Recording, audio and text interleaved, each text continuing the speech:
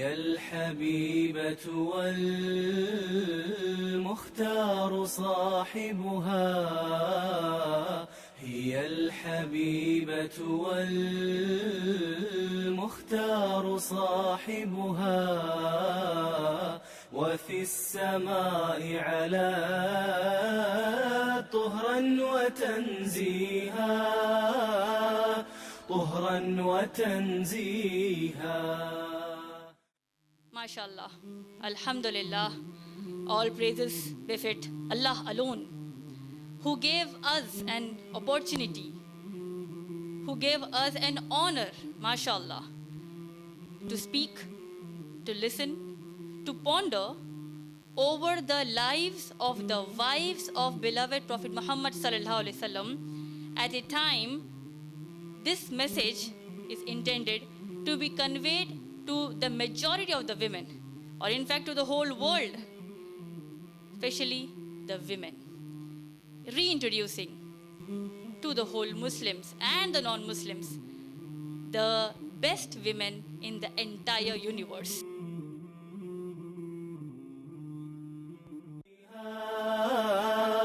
طهرا وتنزيها على الحرير أتاه جبريل يحملها إلى الرسول من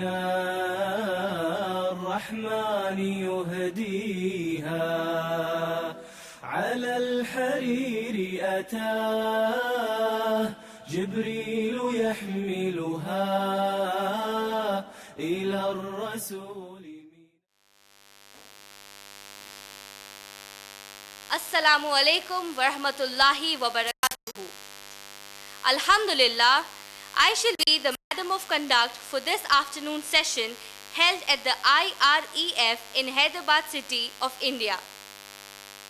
I welcome all my dear sisters at the women's section of the IREF to participate in the propitious and scholastic activity on this 11th day of December 2014, Thursday. MashaAllah, by the will of Allah, the management of the IREF has planned to reschedule the activities of the women's section of the IREF from Saturdays to Thursdays from now onwards. For the same, we pray Allah to bestow His choicest blessings on all of us. Ameen. As all of you already know that Brother Imran, the president of the IREF, is presenting a dissertation of the 99 most beautiful names and attributes of Allah on every Sunday for both men and women audience. As such, the women's section of the IREF decided to conduct an academic session exclusively for women audience. Subhanallah, this session for which all of you are gathered here this Thursday afternoon is the outcome of the same decision. MashaAllah, these sessions shall add treasure to your knowledge bank with the motivational talks on the lives of the wives of Prophet Muhammad sallallahu alaihi wasallam, referred by us Muslims as Ummahatul Mumineen, meaning mothers of the believers. MashaAllah, these sessions, Alhamdulillah, the main speaker is none other than one of the best female speakers of our time, Sister Amtul Mateen, the Manager Administration of the Women's Section IREF. MashaAllah, the female students of Women's Section of the IREF shall also speak on various topics that may mainly cover answers to allegations against Islam and clarifying misconceptions about Islam.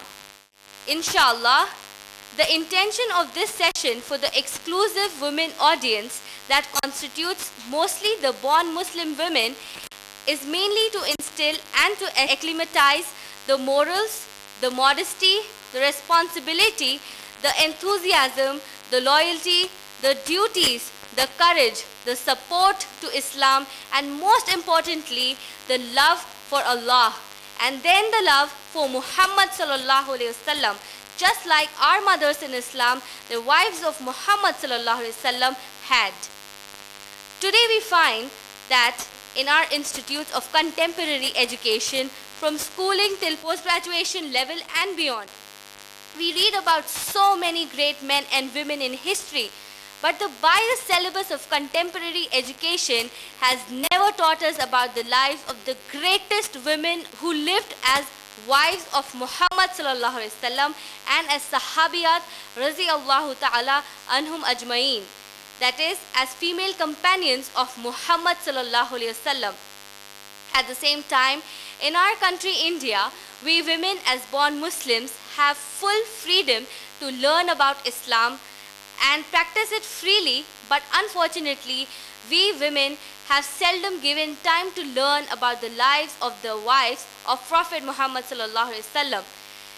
The wives of Muhammad sallallahu alaihi wasallam are those about whose greatness not the Nobel Peace Prize Committee but the Creator said that they are the mothers of the believers. If Malala of Pakistan is given Nobel Peace Prize, so many women want to know and learn her life. If Sania Mirza of Hyderabad is in headlines of the media, so many women want to be like her. If Falak of Hyderabad gets prizes for martial arts, there are so many women willing to be like her. But have we really thought about those with whom the Creator of the universe and the only Master of Day of Judgment has said that they are the best women in the sight of Allah? Have we sincerely thought of giving serious time to learn about these great women, the wives of Prophet Muhammad sallallahu alaihi wasallam, so that our Allah is well pleased with us on Day of Judgment and we are not rejected along with those with whom Allah shall be angry on the Day of Judgment?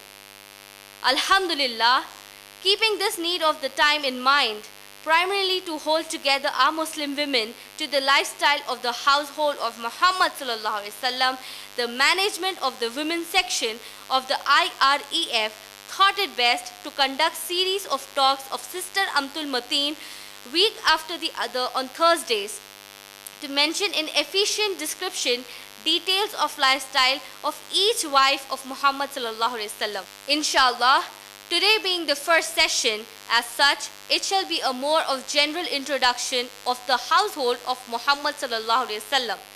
Finally, before I invite Sister Amtul Mateen to commence the talk, I shall introduce her to all of you. Sister Amtul Mateen is the Manager Administration Women's Section of the IREF and is the leading female speaker of the IREF in the footsteps and legacy of her husband, Brother Imran, the founder president of the IREF and the legendary Sheikh Ahmad Deedat Rahmatullah alayh. She is married to Brother Imran as his second wife and is the biological mother of 3 daughters and 2 sons from Brother Imran. She was a student of BSc Genetics from St. Anne's Degree College in Hyderabad and is about 30 years old. Thus far, Sister Amtul Mateen has given about more than 200 public talks at the IREF women's section and outside. She is reputed for her fluent and motivational talks both in English and Urdu languages, and Bismillah, by the will of Allah, she has been a guiding force to several Muslim girls and Muslim women. She had delivered talks in Karnataka, Jharkhand, West Bengal, and in various women colleges in Hyderabad. She has spoken on ETV Urdu satellite channel on a few occasions on Islam. Inshallah, after her talk, the floor will be thrown open for a question and answer session. All of you are now requested to turn off your mobile phones and also other electronic gadgets, or at least put them on silent mode. Now, without further delay, I request Sister Amtul Mateen to commence the session of the series on the topic Lives of the Wives of Muhammad sallallahu alaihi wasallam. Sister Amtul Mateen. Alhamdulillahi wahda. Wassalatu wassalamu ala man la nabiyya ba'da. Wa ala alihi wa ashabihi ajma'in. A'udhu billahi minash shaitanir rajim. Bismillahir rahmanir rahim. فَإِنْ آمَنُوا بِمِثْلِ مَا آمَنْتُمْ بِهِ فَقَدْ اهْتَدَوْا. Bismillahir rahmanir rahim. النبي أولى بالمؤمنين في أنفسهم وأزواجه أمهاتها. بسم الله الرحمن الرحيم. رب اشرح لي صدري وَيَسِّرْ لِي أَمْرِي وَاحْلُلْ عُقْدَةً مِّن لِّسَانِي يَفْقَهُوا قَوْلِي.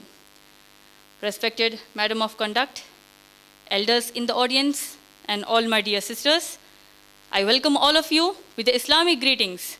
Assalamu alaikum wa rahmatullahi wa barakatuhu. Meaning, may the peace, mercy, and blessings of Almighty God, Allah subhanahu wa ta'ala, be on all of you. The topic of my talk is Ummul Mumineen, the lives of the wives of Prophet Muhammad sallallahu alaihi wasallam. MashaAllah, Alhamdulillah, all praises befit Allah alone, who gave us an opportunity, who gave us an honor, MashaAllah, to speak, to listen, to ponder over the lives of the wives of beloved Prophet Muhammad sallallahu alaihi wasallam at a time this message is intended to be conveyed to the majority of the women, or in fact to the whole world, especially the women, reintroducing to the whole Muslims and the non-Muslims the best women in the entire universe. Generally speaking, many of us, or I would not be wrong to say, that every person in his or her life, we take an ideal in our life. We have an ideal persona in our life whom we take motivation from. We aspire to be like them. And whenever we discuss about them with others, we praise them in higher terms. There may be many personalities, be it from the different sectors in the society, be it your own parents, your own cousins, your own sisters, your own tutors, the educationist, anybody. But any person in life, they have an ideal in any part of their life. Very true.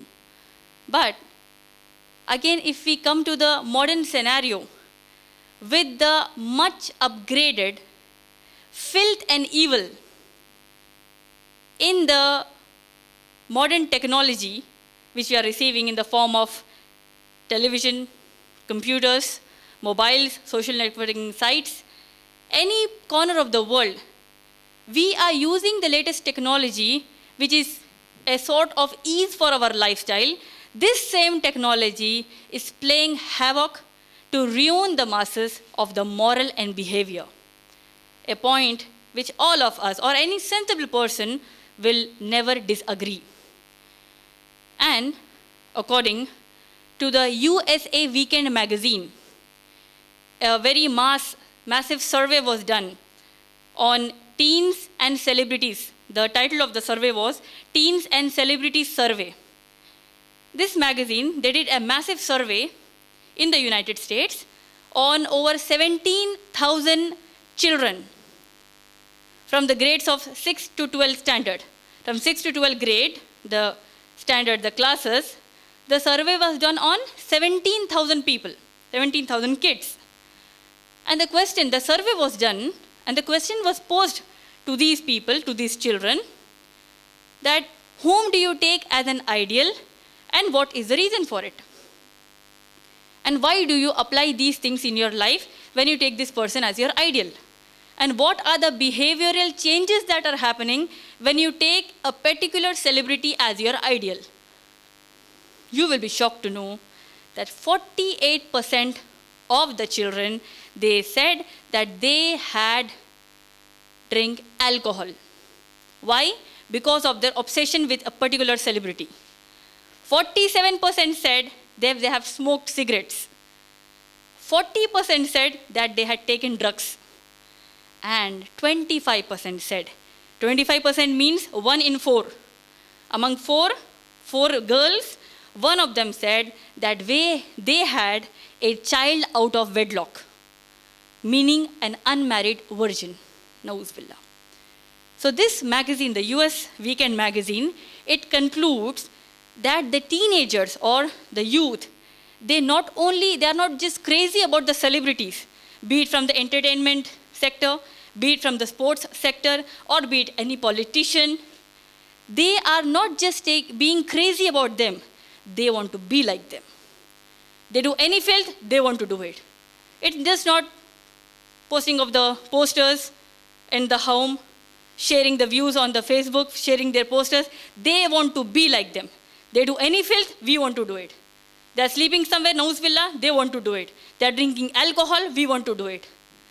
In such an unfortunate scenario, when it comes to Islam, again a very shocking news for the Muslim world as a whole is, the Times magazine reports on 16th April 1979 that just in a span of 150 years, the Times magazine, it reports in the 16th April 1979 edition that in a span of 150 years, from 1850 Christian era to 1900 Christian era, in a span of 150 years, 60,000 books were written against Islam.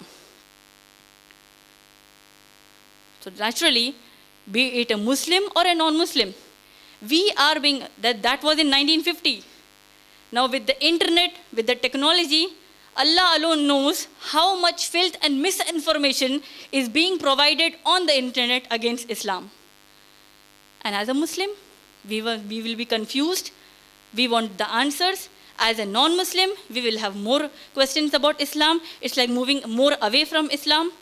So in such a situation, Allah subhanahu wa ta'ala, when He wants to guide the humanity, Allah subhanahu wa ta'ala, when He revealed the Quran, we Muslims as a whole, especially when it comes to a Muslim woman, as a Muslim girl, as a Muslim woman, if you are a homemaker, if you are a college-going girl, if you are a professional, in a situation where you are being programmed that this is a modern woman, in a situation wherein you are being exploited in the disguise of being the most ideal women in the society, Allah says, don't be fooled by these people.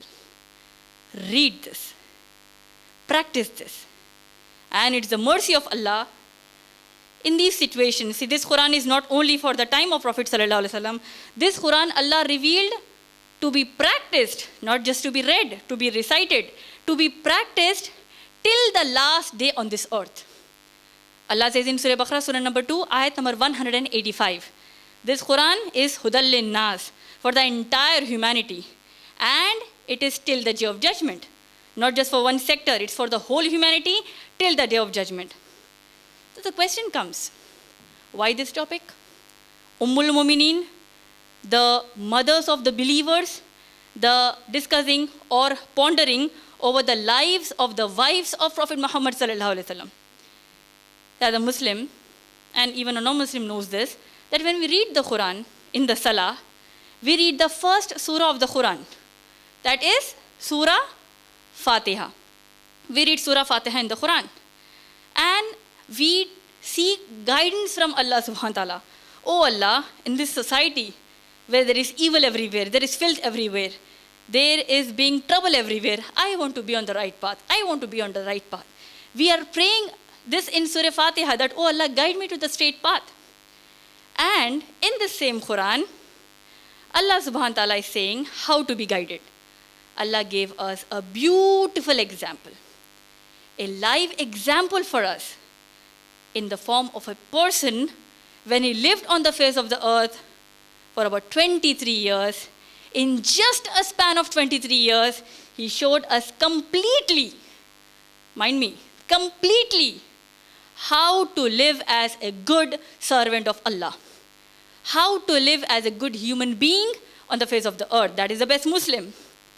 As we read in the Quran, Allah says in Surah Ahzab, Surah number 33, ayat number 21.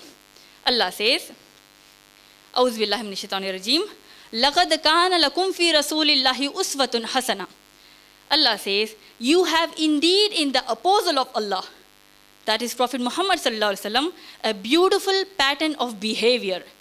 Meaning to say, Islam gives you the guidelines, not just how to perform Hajj, not just how to perform Salah. Allah made Prophet Muhammad sallallahu alaihi wasallam as an example to be followed in every sector, in every realm of your life. How to sit, how to stand, how to enter the washroom, what to do in the washroom, how do you come out of the washroom, how to behave with the elders, how to behave with the non-Muslims, how to behave with the enemies. Everything, it's here. And mashallah, as a woman, again the question remains, how should I do this? Allah subhanahu wa ta'ala again says in the Quran, you want to have iman like Prophet Muhammad sallallahu alaihi wasallam? You want to apply Islam like him? Allah says in Surah Baqarah, Surah number 2, ayat number 137. Our topic is Mu'mineen, the mothers of the believers. If we want to be like the Mu'mineen, the mother of the believers, we need to be believer first. How to believe in Islam? How to have iman? Allah says the criteria how you should follow Islam is in Surah Baqarah, Surah number 2, ayat number 137. Allah says, A'udhu billahi minash shaitanir rajeem, فَإِنْ آمَنُوا بِمِثْلِ مَا آمَنْتُمْ بِهِ فَقَدْ اهْتَدَوْا. So if you believe in as they have believed, فَقَدْ اهْتَدَوْا, then you are rightly guided. Meaning to say, Allah is saying, if you are following the lifestyle of the male and the female companions of Prophet Muhammad sallallahu alaihi wasallam, it is then you are guided.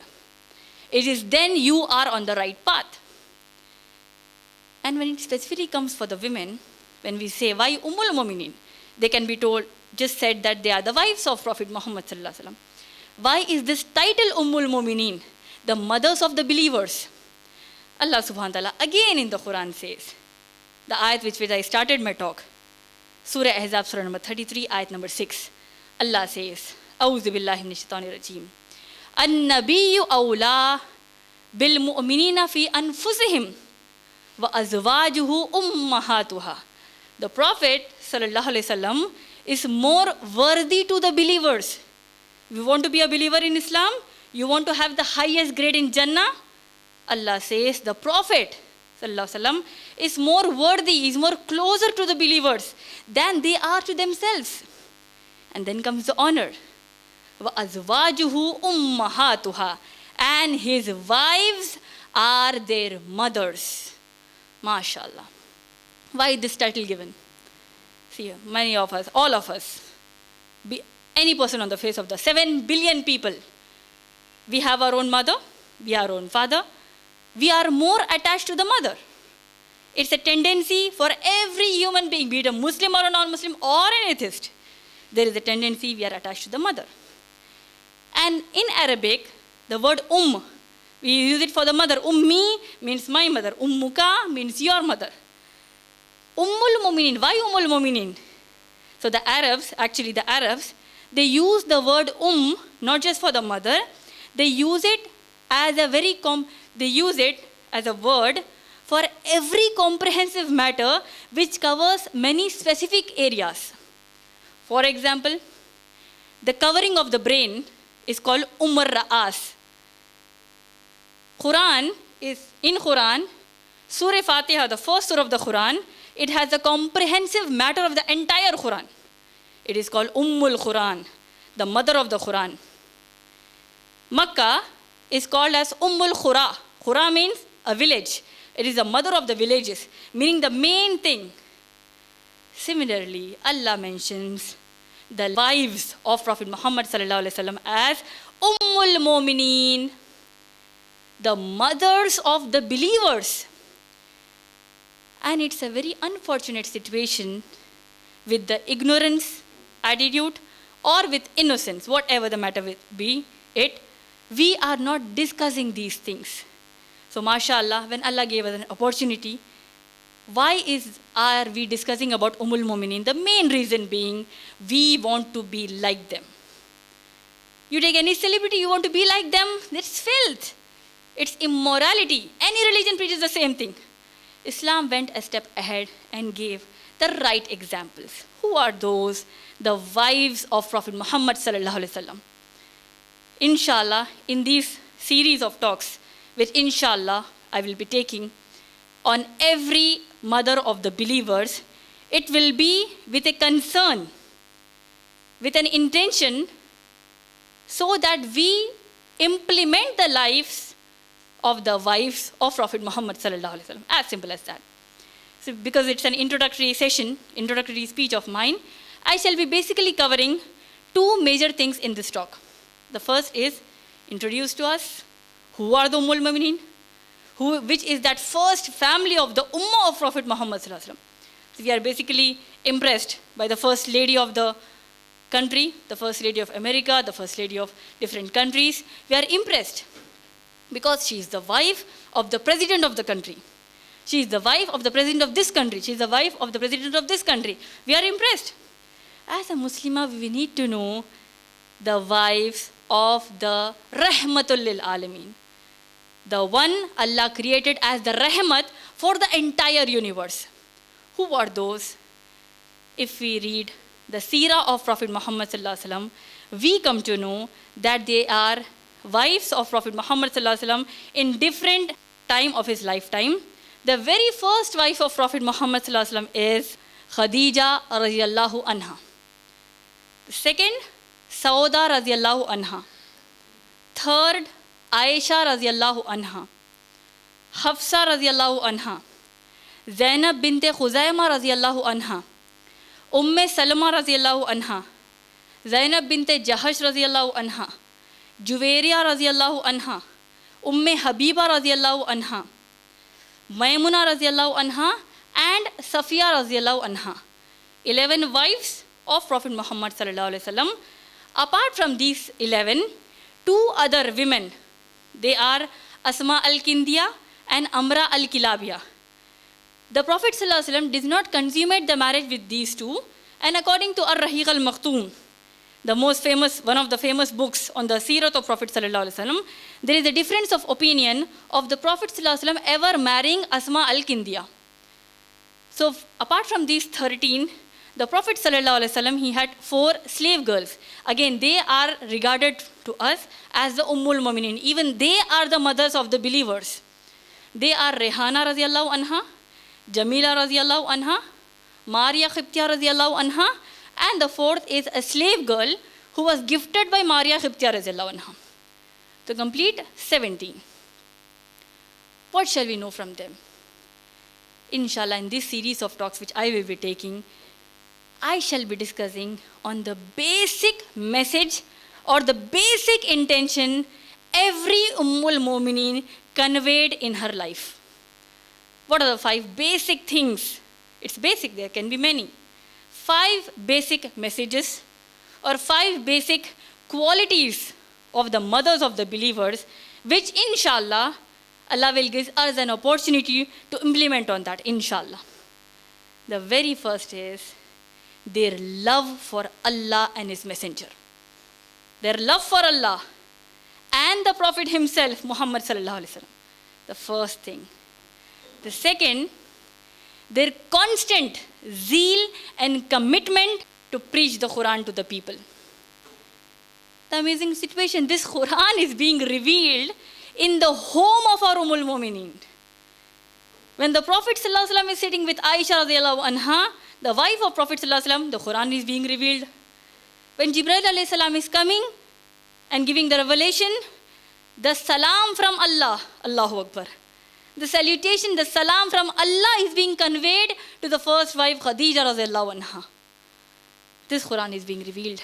And the moment it's being revealed, the second, it's not in a sequence actually, love for Allah and His Messenger, the second point which will motivate us is there is zeal and commitment to do the work of Islam through this Quran. Whatever problem they had, believe me, whatever problem they had, they rushed back to the kalam of Allah. And that is the honor which Allah gave them in the Quran itself. Whatever comes from Allah, that was ultimate for them. The second point. The third, apart from preaching about the Quran, which is a major most subject in Islam, in today's times, when we are into contemporary education, when we are into marketing, when we are into commerce, different various subjects, if you are a doctor, if you are a scientist, if you are an engineer, if you are doing your MBA, your BBA, whatever qualification you have. The Ummul Mu'mineen, they were very intelligent women. They knew the knowledge of that time, the contemporary education of that time. Aisha radiallahu anha, she was an expert on the field of gynecology of that time. Sauda radiallahu anha, she was a businesswoman in the sense that she used to run a leather tanning industry. Khadija radiallahu anha, she was a businesswoman, a business tycoon of that time. But the third most important point which I'm discussing right now is, whenever you listen or you think about Khadija radiallahu anha, you listen about Aisha radiallahu anha, you don't come to the subject of the so-called modern education. You immediately relate them to the Quran. Meaning to say, our Ummul Mumineen, they were not swayed away by the so-called modern education of the society. They considered this education, which we are studying in our schools and our colleges, we are making our children study the same. They considered it as a tool to propagate Islam to the people. They studied that, but to benefit Islam. I'm asking, how many of our mothers, how many of us have ever taken our studies seriously only to benefit Islam? None of us. Almost none of us. The Prophet ﷺ, the wives of Prophet Muhammad ﷺ, they knew the basic general knowledge, the contemporary knowledge. They were updated by these things, and the intention was to benefit Islam.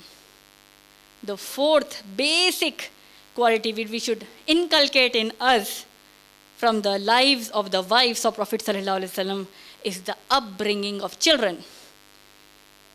You see, we are in a society today where having children, if you have one or two, you can't do anything in the world now. You are waste now. You're just restricted to the four walls of the house. You're no more a celebrity.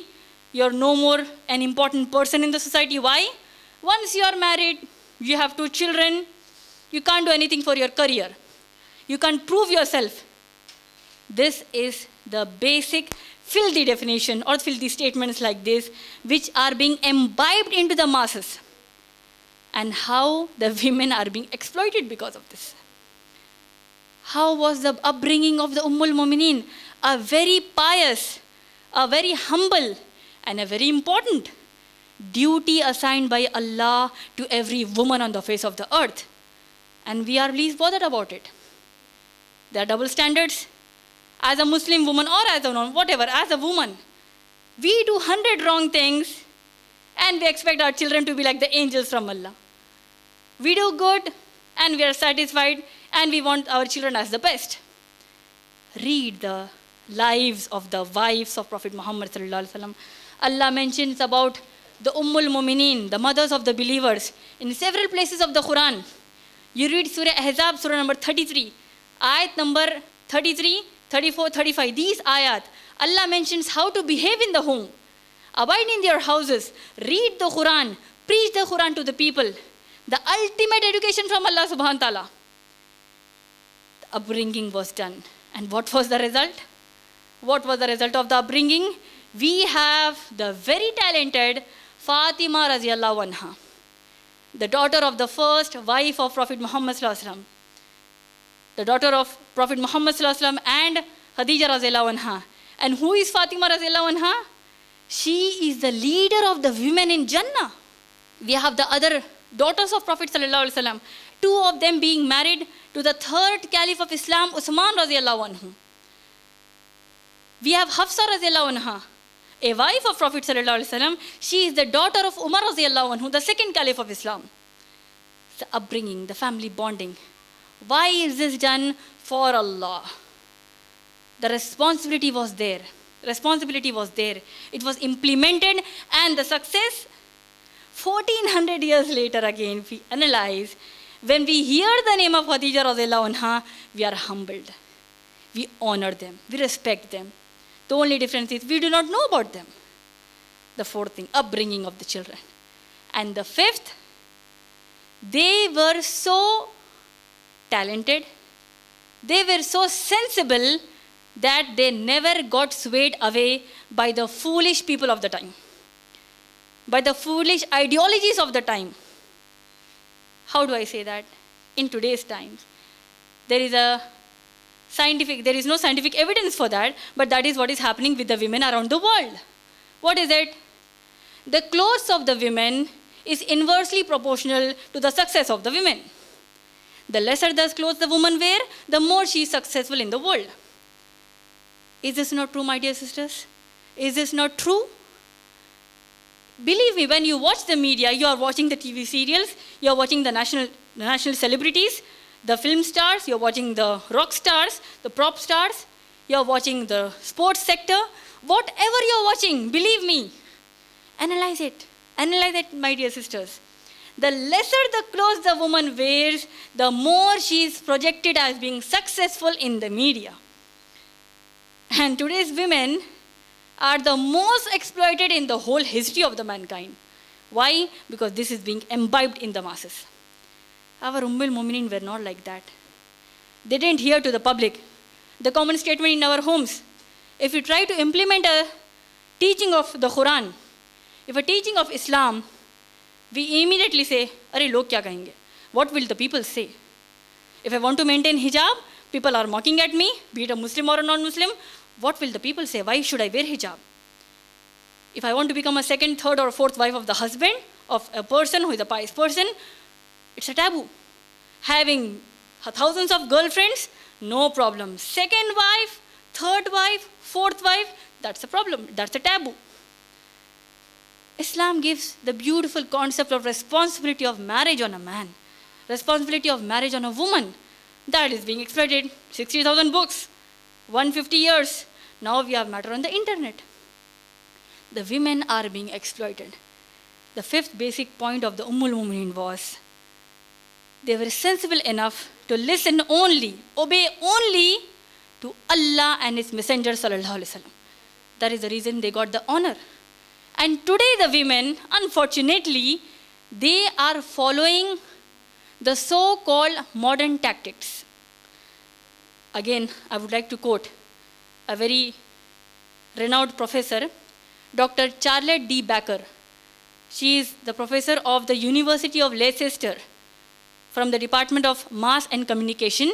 She says that she did a survey knowing why do people are obsessed with celebrities. See whether you agree or disagree. Every one of us have an ideal from the, many of us have an ideal from the entertainment industry, from different sectors. She made a survey to understand why are we thinking about the celebrities every time. And the survey she released, it says that the older people, they want to know about every move of any celebrity so that it becomes like a bonding between their close ones. For example, if there is an old aunt, there is an old man, there are different old people in the society. When they meet, they want to discuss about that celebrity. You know that celebrity? She got caught in a pub for doing obscene things. That star, he did this, so and so place, that is why he is in a rehabilitation center. He got jailed. She slept with someone, Nauzubillah. This is how the things are done. And she says the young youth, the young people, why are they obsessed with the celebrities? Because they want to be like them. Earlier it was just being amazed by the celebrities. Now it has become an obsession. And this Dr. Charlotte D. Baker, she says, obviously being a non-Muslim, she says that when that craze becomes an obsession, and when it comes to the modern day celebrities, that is ruining the life of the people. We are not realizing these things. We have to realize that whoever we are taking as an ideal in our life, that should be beneficial for us. Not according to what the people say is benefit. What the creator of the people says, that this is beneficial for you. And wallah, whatever the creator decides, that is the ultimate for every person in the universe. And that is why we have taken such a beautiful topic on the lives of the wives of Prophet Muhammad sallallahu alaihi wasallam. Let us know what actually happened. We are very curious, the women especially, we are very curious. We are watching television serials. We are watching different things from the internet on our televisions. We watch reality shows, the filthiest things we are watching. We want to know how are they acting, the celebrities, how all of them in a house, all of them in different places, how are they reacting to the public? How are they behaving in the house? How does this celebrity perform in this TV channel? How does this celebrity react in a movie? We share it on the Facebook, we share it on the internet. This has to be completely banned from our life. Why? Because this is the reason why a woman is suffering. Because of the immoralities, we are suffering.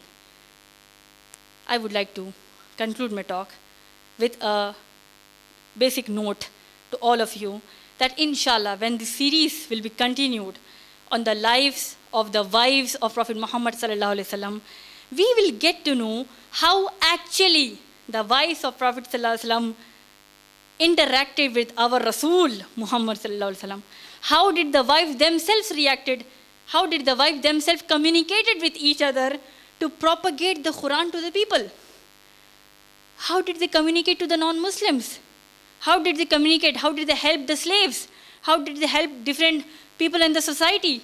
How did the first women, the first women of the Ummah preach the Quran to the people, and how they enjoyed the life? How the sense of humor in the house of Prophet sallallahu alaihi wasallam. Don't we want to listen to that? Don't we want to know how did the Prophet sallallahu alaihi wasallam joked with the Ummahat al-Mu'mineen? There was a very free lifestyle in the house of Prophet sallallahu alaihi wasallam, a very subtle atmosphere. Why? Because all of them feared Allah. All of them wanted the Jannah there, for which they strived here.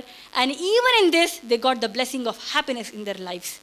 I would like to end my talk with a famous statement of a German writer and statesman, Goethe. His name is Goethe, Goethe.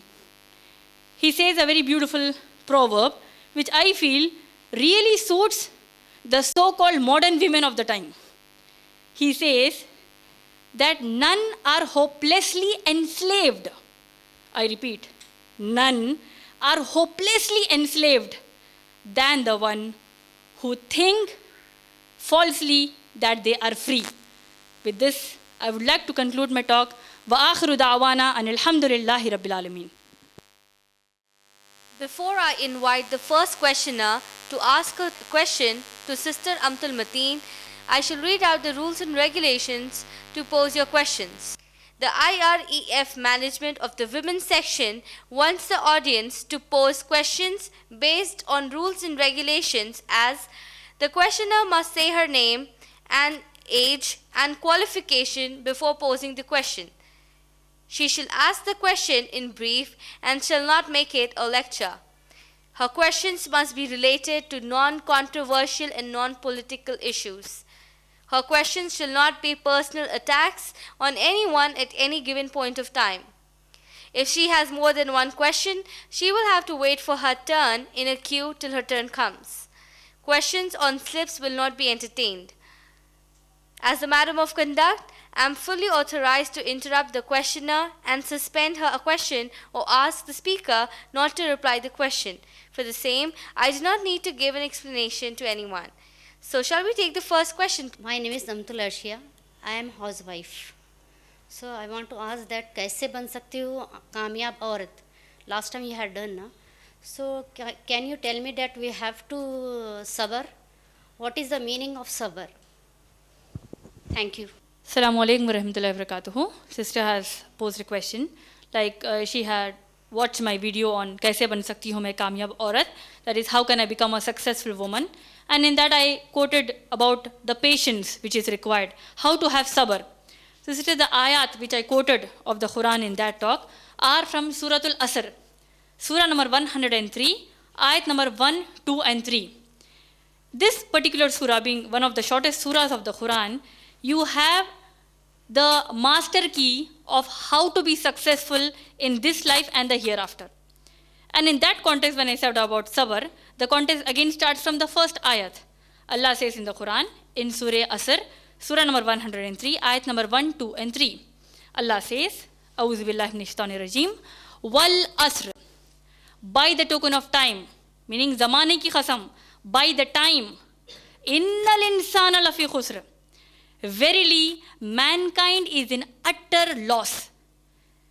So the serious situation is, the creator of the universe is saying it's a guaranteed failure for the entire humanity. And Allah is Ar-Rahman, He is the most merciful. Allah again says, Illa allazina amanu. If you do not want to be a part of that ultimate failure, guaranteed failure, Allah says, to come out of that, the successful woman if you want to be, the first and foremost step is illal ladhina amanu. Except those who have faith, who have iman. What is iman? Believing in the Quran as the word of God. This Quran says how to have iman. Believe in Allah, believe in the angels, believe in the books, believe in the messengers, believe in taqdeer, believe in the last day. These are the principles of iman. Mentioned in Surah Baqarah, Surah number 2, ayat number 177, and Surah Furqan, Surah number 25, ayat number 2. These are the basics of iman. And as I gave the whole talk on the Ummul Mu'minin, the lives of the wives of Prophet Muhammad sallallahu alaihi wasallam, how should a Muslim woman have iman? When we see the lives of the wives of Prophet Muhammad sallallahu alaihi wasallam, when we implement that, that is how we can have iman, mashallah. After taking Prophet Muhammad sallallahu alaihi wasallam as our ideal, we have the Sahaba and the Sahabiyat, the male and female companions of Prophet sallallahu alaihi wasallam, which again includes the greatest Ummahatul Mu'minin. Iman. Second is wa'amilus salihat. You're doing righteous deeds. Iman when you have to now implement on it. If I just say I have iman on Allah, and I speak utter rubbish now, I can't do that. If you have iman on Allah, you have to preach about that to the people, not according to your desire, not according to your interpretation from the Quran. You say you have iman on Prophet Muhammad sallallahu alaihi wasallam, that should not be from any concocted hadith. That should not be from any made in India, made in China hadith. That should be from the mouth, from the words of Prophet Muhammad sallallahu alaihi wasallam, an authentic saying of Prophet Muhammad sallallahu alaihi wasallam. Iman and the Amilus Salihat, the various good deeds which we do. And among the Amilus Salihat, the righteous deeds, the 5 basic are Shahada, Salah, Zakah, Hajj and Saum. These are the Amilus Salihat, the righteous deeds. Again, these are like the pillars. The whole structure are the various righteous deeds which we should do, which are from the Quran and the beautiful sayings of Prophet Muhammad sallallahu alaihi wasallam. The context of the third ayat, illa alladhina amanu wa amilus salihat wa tawasaw bil haqq wa tawasaw bis sabr. Those who are firm on it and invite others to be firm on it, and those who have patience and invite others to have patience. It's in a context. The moment you have iman, the moment you do righteous deeds, the people mock at you. The people make fun of you. They oppose you. Then Allah says, وَتَوَاصَوْا بِالْحَقِّ. Be firm on that truth. Be firm. And not just be firm yourself. Invite others also to be on that. Example of hijab. The people mock at you, oh, what is this hijab? Why do you want to wear it? Come on, you're a modern woman. Show the beauty to the people, na'uz billah. So what do we say? No. The haqq is this. Be firm on it, whatever the people say. My Allah said, the Creator said, that is enough for me. I love my Creator. I will simply obey what my Creator says. So being on haqq, inviting others also to do that, to be on haqq. And when you are on the righteous path, to be on haqq, being steadfast for that, there will be troubles. Allah says, وَتَوَاصَوْا بِالصَّبْرِ. Have patience and invite others to have patience. That is patience and perseverance. The patience and perseverance, that doesn't mean that there is a girl who is not getting married and she is having patience.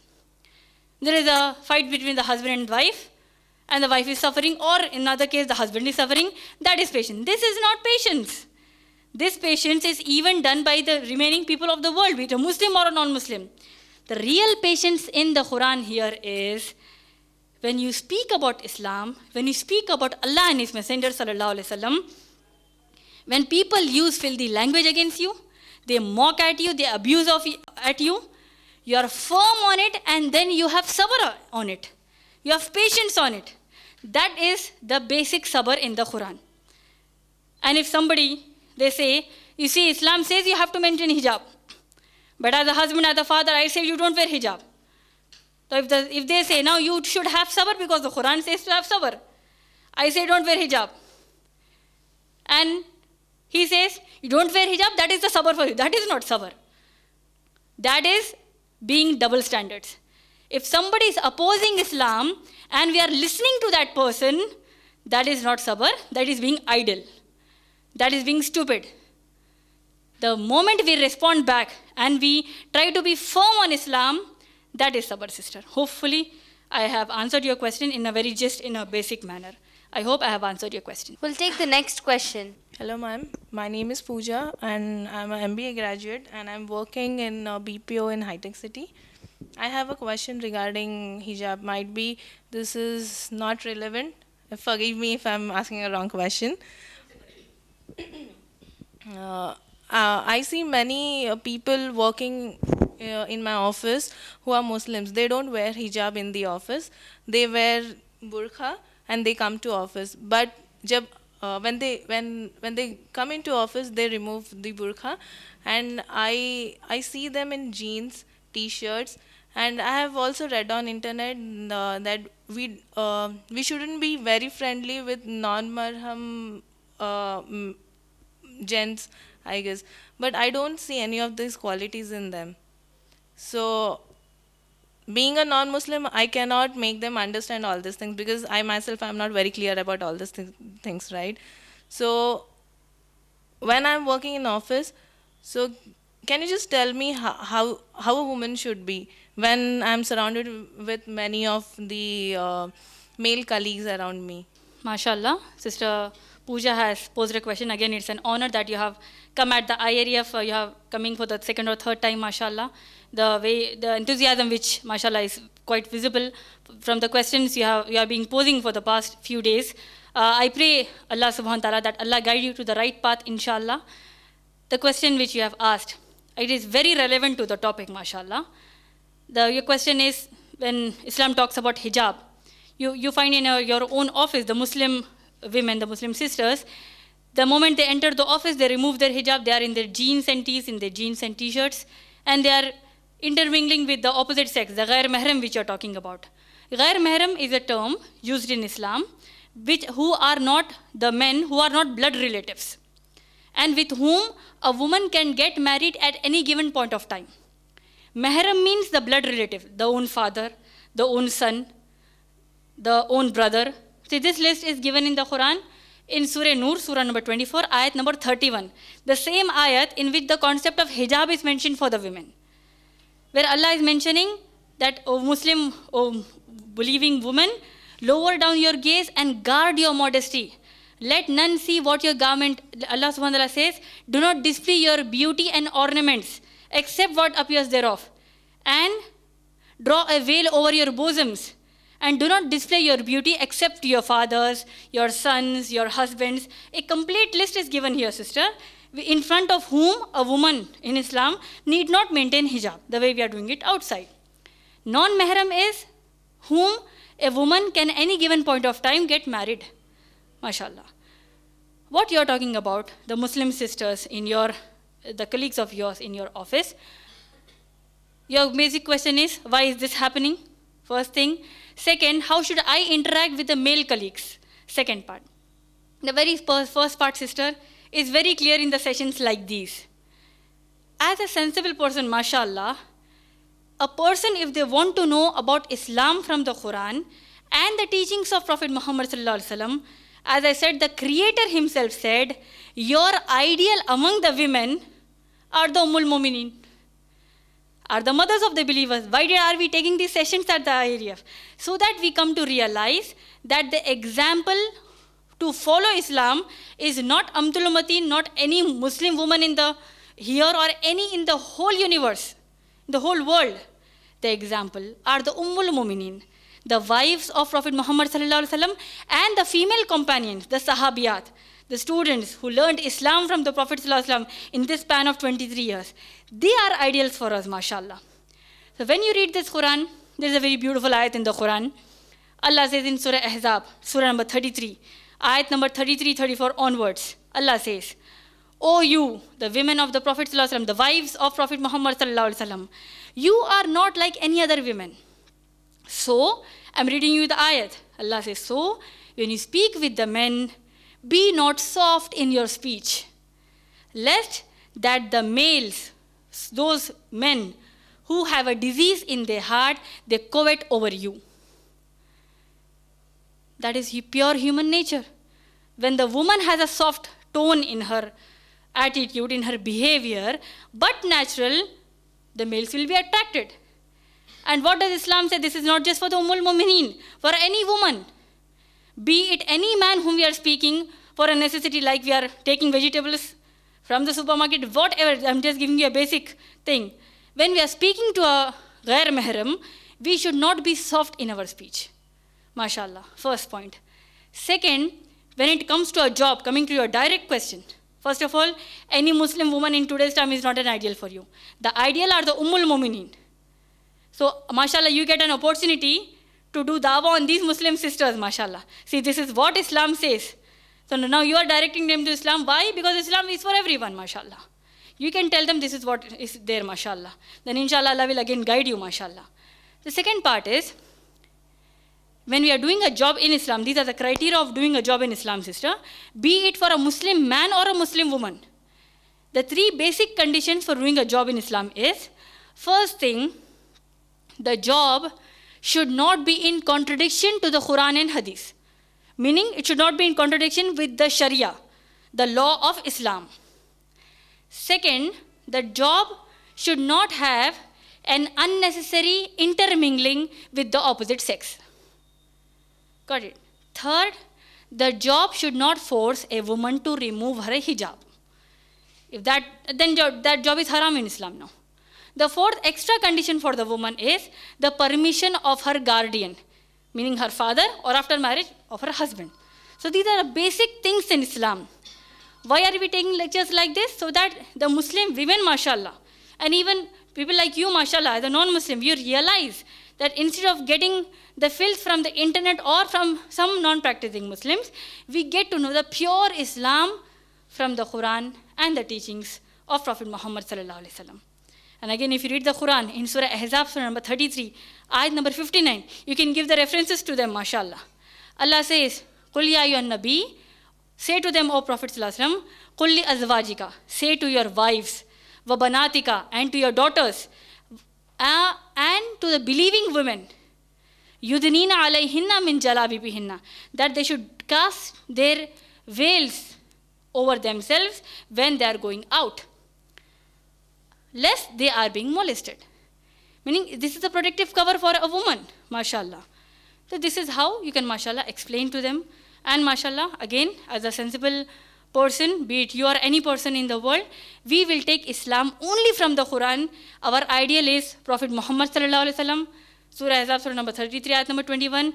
Among the women, those are the wives of Prophet Muhammad sallallahu alaihi wasallam and the female companions of Prophet sallallahu alaihi wasallam. I hope I have answered your question. Jazakallah khair, wa akhiru da'wana and alhamdulillahi. First and foremost, Alhamdulillahi Rabbil Alameen. After praises to Allah alone, let the peace and salutation of Allah be on Muhammad sallallahu alaihi wasallam, his entire household and family members, and on the beloved male and female companions of Muhammad sallallahu alaihi wasallam. I would like to then thank the elders who patiently listened to the entire talk, and to all my dear sisters, and last of all but not the least, to the sister volunteers of the IREF, and finally to the main speaker, Sister Amtul Mateen, for her excellent conduct. Inshallah, kindly visit us again on same time and same day next week. Rabbi ghfirli wa tub alayya innaka antat tawwabul ghafoor. Jazakallah khair, fi aman Allah.